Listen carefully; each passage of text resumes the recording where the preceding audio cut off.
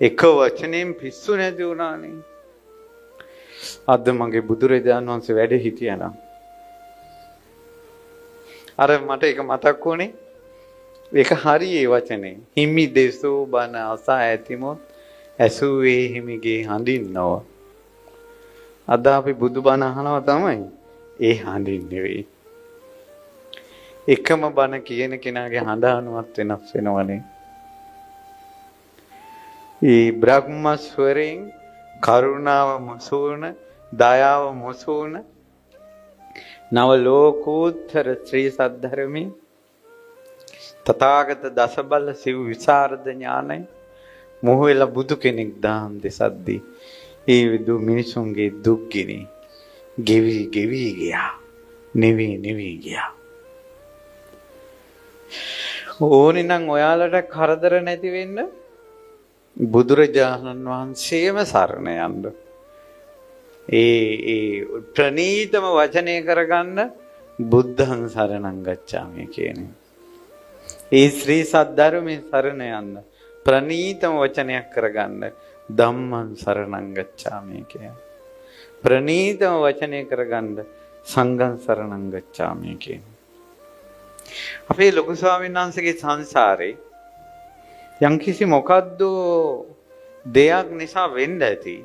මට ඒව විස්තර කරන්න තේරෙන්නේ. ලොකු ස්වාමීන් වහන්සේ හිමාලයේ වැඩලා අවුරුදු ගණනක් ඒ සාදුවරුත් එක්ක ඉන්නකොට දවසක් හිටිලා තියෙනවා. හැම තැනම භජන් හඬ ඇහෙනවා. දෙවියන්ට කරන ස්තුති පූජාවල භජන් හඬ ඇහෙනවා. අනේ මට බුද්ධං සරණං ගච්ඡාමි කියන එක ඇහෙන්නේ නැහැ නේ කියලා. ලොකු ස්වාමීන් වහන්සේ බුද්ධං සරණං ගච්ඡාමි කියන වචනේට ආස කළා. ධම්මං සරණං ගච්ඡාමි කියන වචනේට ආස කළා. සංඝං සරණං ගච්ඡාමි කියන වචනේට ආස කළා. ඉස්සර අපි අසපුවට ඉස්සල්ලාම එනකොට ඔය දහම් වැඩසටහන් තියෙන කාලේ ඉස්සර මෙහෙම හේවිසි වෙස්නට නෙවෙයි තිබ්බේ. අර ඉන්දියාවේ බුද්ධං සරණං ගච්ඡාමි කියලා මතකයිද? ආය එතනින් එනකොට අවුවක ඉඳලා AC එකක් ඇතුළට එන්නේ. AC රූම් එකට එනවා. නිවිගෙනමයි එන්නේ. බුද්ධං සරණං ගච්ඡාමි කියන වචනේ. ආසයි. ඒ බුදුරජාණන් වහන්සේ ළඟ තමයි නිවීම තියෙන්නේ. ඔයාලා අපිත් ආශිර්වාද කරනවා නේද ඔයාලට දුක් කරදර නැති වෙන්නේ කියලා. අනේ මොන බුරුදු පින්වතුනි එහෙම නැති වෙන්නේ නැහැ. ඇත්ත කතාව දුක් කරදර නැති වෙන්නේ නැහැ. උපන් සත්වයාට දුක් කරදර උරුමයි. හේතුව මක් නිසාදයත් අපේ කර්මය විතරක් නෙවෙයි. අපි අනුන්ගේ කර්මත් කරගහනවා. ඔයා බැන්දා කියන්නේ මහත්යගේ කර්මයට ඔයා කරගැහුවා. එතකොට මහත්යාට රසට කණ්ඩ වමනාව පින තියෙනවා නම් ඔයා උයන කෑම රස වෙයි. මහත්යාට රසට කන්න පින නැත්තම් ඔයා උයන කෑම දිය රහ වෙයි. කරන්න දෙයක් නෑ. එයාගේ කර්මයට කරගහලා. ඔයා සංසාරේ අනිත් අයට සැරට පරුසට කතා කරලා නම් වට කර්මානුරූපව හිමි වෙනවා. කනට මිහිරි වචන ඇහෙන්නේ නෑ. කොච්චර හොඳට ඉඳලා යාළු වෙලා බැන්දට පස්සේ මිනිස්සු සැරයි. මිහිරි වචන අහන්න පින නැහැ. ආදරේ ලබන්න පින නැහැ. හැබැයි ඕවා පින නැහැ කියලා නිවනට පින නැති වෙන්න විදිහකුත් නැහැ. ඒක හැංගිලා ඇති. අර අහිංසක බ්‍රාහ්මණයාට ජයණියකින් කියලා සැනසීමක් ලැබුණේ නැහැ. දරුවන්ගෙන් කියලා ප්‍රියමනාප දේ ලැබුණේ නැහැ. බත් කටෙන්වත් ප්‍රියමනාප බව ලැබුණේ නැහැ. නිදා ගන්න පැදුරෙන්වත් සැපේ හම්බුනේ නැහැ. S2 ඇරලා උදේ බලනකොටවත් සැපයක් ලැබුණේ නැහැ. අද ආඩුම කාලේ උදේ නැගිට ගමන් අද කාලේ කොල්ලෙක් ෆෝන් එක බලන සැපේවත් ඒ බ්‍රහ්මණයට නැහැ. හැබැයි උඹලට තියෙන ওই සැපේ නැති වුණාට නිවන් දකින්න සැපේ තිබ්බා දරුවනේ ඒ බ්‍රහ්මණයාට. සසරින් එතරට වැඩිය. මම මේ කියන්නේ මෙච්චරයි. අපි පුරුදු වෙමු ටිකක් දරා ගන්න. අමාරුයි. දරා ගන්න ඒ වුණට උත්සාහ කරමු. අනේ මේ ළඟදී අපි හිතවත් පවුලක අවුරුදු 74ක තාත්තා කෙනෙක් සියදිවි විනාසා ගන්න. අවුරුදු 74ක් හිටියා. සියදිවි විනාසා ගන්න. තරහා ගන්න බෑ. වයසක මිනිස්සු සියදිවි විනාසා ගන්න. දරා ගන්න බෑ. තරුණ ළමයි සියදිවි විනාසා ගන්නවා. දරා ගන්න බෑ. සියදිවි විනාසා ගැනීම, කලබල වීම, අනවශ්‍ය තීරණ ගැනීම මේ ඔක්කොම හදවතේ තියෙන ශක්තිමත් බව නැතිවීමයි. ඒ නිසා හිත ශක්තිමත් කරගන්න පින් කරන. ඒ හිත ශක්තිමත් කරන පින් තමයි අභියෝග ජයගෙන කරන පින්. දරුවෝ දන් දෙන්න සිද්ධ වුණේ වෙස්සන්තර රජතුමාට බොළඳ හිතකින්ද ශක්තිමත් හිතකින්ද? දරු දුකට ඇස් වලින් ලේ වැටෙද්දී දරුවෝ දෙන්න වෙනවා. තමන්ම අවුරුදු ගණනක් තමන් දන් දුන්න මිනිස්සුම තමන්ට විරුද්ධව පොළු උස්සගෙන ඉද්දී කෙලී ගුණයක් කිව්වේ නැහැ. තොපිට මෙච්චර දීලා උඹලම දැන් මට අත උස්සනව නේද කියලා හිතුන්නේ නැහැ. කිව්වා මට එක අවස්ථාවක් දෙන්න ඇහුවා. මොකද්ද? මට ආයෙ ඔයාලට දානයක් දෙන්න ඕන. මේ මහ පොළොව හෙල්ලුණා පින්වතුනි. අවුරුදු ගණනක් තමන්ගෙන්ම කාලා ඒ මිනිස්සුම යව පන්නද්දී ඒ මිනිස්සුන්ට මායේ දන් දෙන්න හිතද්දී මේ මහ පොළොව කම්පා වෙනවා. ඒ හිත හයියයි මහ පොළොවට වඩා. හිත හයියයි මහ පොළොවට වඩා. මහ පොළොව හෙල්ලුණා. වෙස්සන්තර රජුරු කෙලින් හිටියා. මේ වගේ දුෂ්කරව කරා මේ පින්. ගිනි ගොඩේ දන් දුන්නා. අතපය කපද්දින් ඉවසගෙන හිටියා.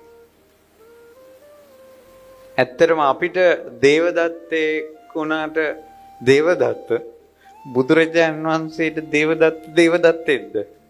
නෑ. දේවදත්තට අපි හතුරයි. අපිට දේවදත්තෙක් වුණාට බුදුරජාණන් වහන්සේට දේවදත්තට තියෙන කරුණාව. බුදුරජාණන් වහන්සේට ඒසා ශාන්ති පාරමිතාව පුරන්න බෑ ওই දේවදත්ත නොහිටියානම්. එච්චර මෛත්‍රියක් කරන්න බෑ ඒ තරම් දේවදත්ත ඇවිස්සුවේ නැත්තම්. පැහැදිලිද මම මේ කියන්නේ?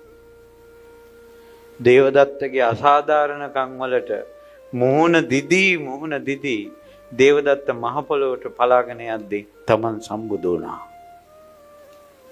හැබැයි ඔහු කෙරෙත් කරුණාව තිබ්බා.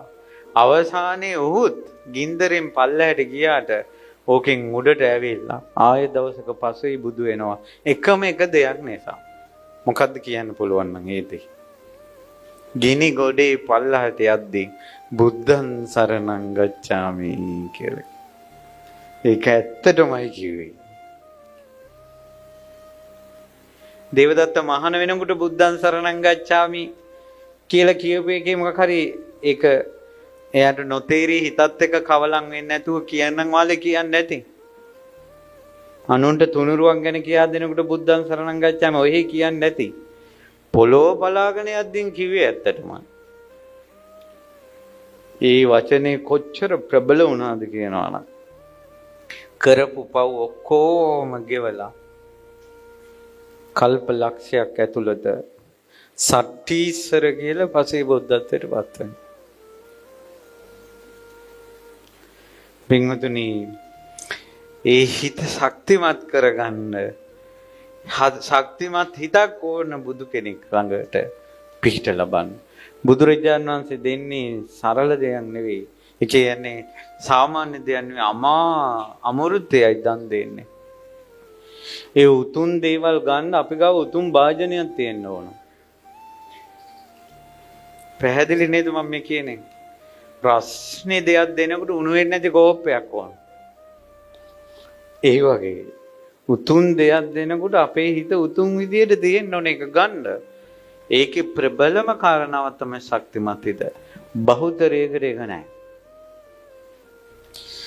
සමහර අම්මලා ඉන්නවා මට එක අම්මා කෙනෙක් මුණ ගැහුණා මහත්තයා නැති වුණා. දරුවෝ නැති වුණා. ව්‍යාපාර කරදර එනවා. hina වෙලා ඉන්න. hina වෙලා ඉන්නවා. එන විදියකට මොන තෙමු කිය. අර ලොකු අපි plan ගහන්න ඕන තමයි එන විදියට මොන දෙමු. මං අපේ පොල්පිටි මුක්කලන් නායක හඳුරු හවස මට කතා කළා කිව්වා මේ ස්වාමීන් වහන්සේ අද වැස්ස ටිකක් මං කිව්වා අනේ හැමතැනම වැස්ස අපි එන විදියට මොන දෙමු. ඊට පස්සේ පෙරහැරක් ලැහැත්ති කරලා තියෙනවා විශ්නෙටුම් ගෙනලා තියෙනවා හේවිසි තියෙනවා. මං කෝ ඒ හට් එකක් ඇතුලේ ගහමු හේවිසි. ඊට පස්සේ දැන් බනට එන්න හදනකොට අර වෙස් කට්ටිය පොඩ්ඩක් නැටුවට කමන අනේ ඔය නටපුවා ආවේ. අයි යාලා සැරසිච්ච එකේ යාලා සූදානම් වෙච්ච එකේ අපි යාලට වටිනාකමක් දෙනවා. හේවිසියට වටිනාකමක් දෙනවා. පහුගිය කටින කාලේ මේ කටින බනත් එක්ක වැඩිපුර ඉස්මතු කරානේ වටිනාකමක් දෙන්න කියලා. කටින චීවරේ උතුම් නිසා තමයි ඔච්චර පෙරහැරවල් ඒවා කරන්නේ අර චීවරයට වටිනාකමක් දෙන්න. ඒ චීවරේ අපිට වටින්නේ සංඝයා වටින නිසා. සංඝයා නොසිටින්න, සංඝයා වස් සමාදන් නොවෙන්න, වස් රැක ගන්න නැති වෙන්න, මෙච්චර කාලයක් උපසම්පදාව පැවිද්ද රැකගෙන නොසිටින්න ওই චීවරේට උරුමය ලැබෙන්නේ නැහැ. ඔතන වටිනාම කටයුත්ත බැරෑරුම කටයුත්ත කරන්නේ ස්වාමීන් වහන්සේ. ඒතර සංඝයාට වටිනා ඒ උතුම් සංඝයාට වටිනාකමක් දෙන්නයි කටිනේට වටිනාකම දෙන්නේ. සංඝයා වටින්නේ සංඝයා තුල ධහම තිබ්බොත්. ධර්මයයි වටින්නේ. ඒ ධහම පැන නැංගී බුදුරජාණන් වහන්සේගේ හදවතේ බුදුරජාණන් වහන්සේ නැමැති දසබලයන් වහන්සේ නැමැති පර්වතයේ මුදුනිනුයි ඔය අමාදිය දහර ගලන්නේ. ඒ අමාදිය දහරේ නහලා පීනා සැනසී සිසිල් වුණායටයි රහතන් වහන්සේලා කියන්නේ. අපි ටිකක් අර හුළඟ වගේ අර පැත්තේ ගංගාවක් තියෙනවා වගේ හුළඟක් වගේ ලැබෙන අය අපි. ඉතින් ඒ නිසා පින්වතුනි බුදුරජාණන් වහන්සේ ළඟට යනකල් මේ කරදර ටික තියෙනවා.